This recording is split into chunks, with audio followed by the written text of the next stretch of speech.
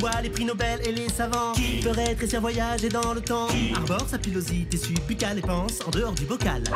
C'est expliquer ce qu'est la radiation. Contacte-t-on pour poser une question? Le professeur Moustache. Prof, quand le monde me déprime, je me dis que je me réincarnerai bien en petit animal mignon.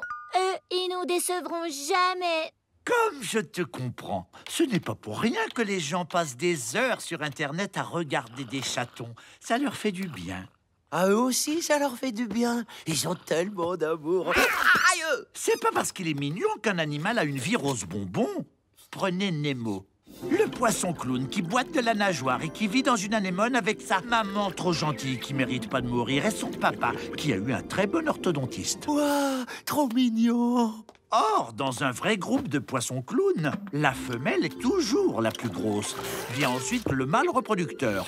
Enfin, il y a le plus petit qui n'a pas le droit de se reproduire. Oh bah, il reste mignon, Nemo. Pour le moment. Mais si la femelle meurt, le mâle reproducteur devient le plus gros du groupe et change de sexe. Papa, tu es triste parce que maman est morte? Nemo, je suis ta mère. Ah!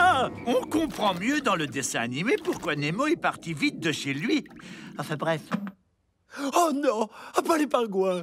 Pas eux, prof. C'est pas un pingouin, c'est un manchot d'Adélie. Nuance.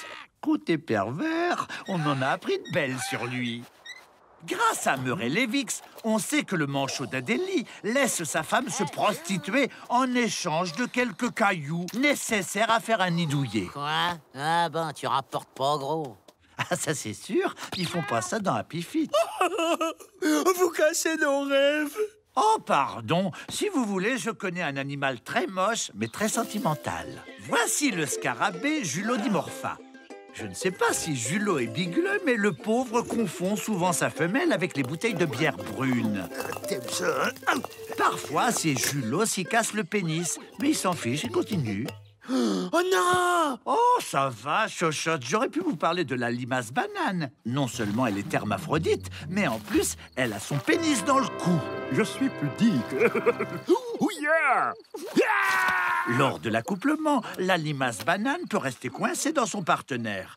La seule solution pour se décoller est donc que l'une d'elles mange le pénis de l'autre. On revient, on peut rester amis. Au lieu de vous noyer dans les yeux d'un chaton pour oublier ce monde de brutes, tapez plutôt « Tu mourras moins bête » sur arte.tv. Avec ça, c'est sûr, vous mourrez moins bête, mais bon, vous mourrez quand même.